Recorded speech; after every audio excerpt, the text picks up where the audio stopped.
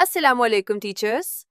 आज हम math book 3 का यूनिट 6 शुरू करेंगे, जिसका नाम है जियोमेट्री। Page 50, learning outcomes. इस यूनिट के खत्म होने तक बच्चे पॉइंट, लाइन, रे और लाइन सेगमेंट को पहचानना और ड्रॉ करना सीख जाएंगे। वो मुख्तलिफ पॉलीगॉन्स जैसे पेंटागन, हेक्सागन, ऑक्टागन और डेकागन में फर्क करना सीखेंगे। इसके अलावा सर्कल के सेंटर, रेडियस और डायमीटर की पहचान, 3D शेप्स जैसे पिरामिड और ट्रिज्म में फर्क और सिमेट्री और मूवमेंट के कॉन्सेप्ट्स भी समझेंगे। Page 51, point, line, line segment and रे। बच्चों को बताएं कि पॉइंट किसी भी जगह या लोकेशन को जाहिर करता है, जिसे एक डॉट से दिखाया जाता है। लाइन एक ऐसा सीधा रास्ता है जो दोनों तरफ बढ़ सकता है, यानी इसका कोई एंड पॉइंट नहीं होता। लाइन सेगमेंट दो पॉइंट्स को मिलाने वाला रास्ता है, जिसके दो एंड पॉइंट्स होते हैं। पेज 52, रे। पेज 52 पर रे के बारे में बताया गया है। बच्चों को समझाएं कि रे एक ऐसी लाइन है जो एक पॉइंट से शुरू होकर सिर्फ एक ही डायरेक्शन में बढ़ती चली जाती है। इसकी पैमाइश नहीं की जा सकती, क्योंकि इसका एक सिरा हमेशा बढ़ता रहता है। Page 53, shapes. बच्चों को बताएं कि तीन या तीन से ज्यादा साइड से मिलकर बने वाली बंद शक्लें पॉलीगॉन्स कहलाती हैं। जैसे ट्राइएंगल की 3 साइड्स और 3 एंगल्स होते हैं।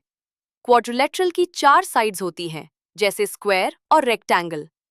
पेंटागन की 5, हेक्सागन की 6, ऑक्टागन की 8 और डेकागन की 10 साइड्स होती हैं। Page 55, circle. पेज 55 पर सर्कल की पहचान करवाई गई है। बच्चों को बताएं कि सर्कल के मिडिल वाले पॉइंट को सेंटर कहते हैं। सेंटर से बाउंड्री तक का फासला रेडियस कहलाता है, और वो लाइन जो सेंटर से गुजरते हुए बाउंड्री के दो पॉइंट्स को मिलाए, वो डायामीटर कहलाती है। Page 56, prism and pyramid. बच्चों को बताएं कि 3D शक्लें वो होती हैं जिन्हें हम हाथ में पकड़ सकते हैं, जैसे डब्बा या गेंद। प्रिज्म ऐसी शक्ल है जिसकी दो एक जैसी बेसेस होती हैं, जबकि पिरामिड की सिर्फ एक पॉलीगॉन बेस होती है और इसकी बाकी साइड्स ट्राइएंगल की शक्ल में एक चोटी यानी एपिक्स पर मिलती हैं। Page 59, symmetry. बच्चों को समझाएं कि वो लाइन जो किसी शक्ल को दो बराबर हिस्सों में डिवाइड करे, लाइन ऑफ सिमेट्री कहलाती है। अगर एक हिस्सा दूसरे का अक्स दिखाए तो इसे रिफ्लेक्टिव सिमेट्री कहते हैं। Page 61, movement. बच्चों को बताएं कि चीजें दो तरह से मूव करती हैं। स्लाइडिंग में चीज अपना रुख बदले बगैर एक जगह से दूसरी जगह फिसलती है, जबकि रोटेशन में चीज एक फिक्स्ड पॉइंट के गिर्द घूमती है। मिसाल के तौर पर, घड़ी की सुई का एक नंबर से दूसरे पर जाना क्वार्टर टर्न कहलाता है, जो 90 डिग्री का राइट एंगल बनाता है।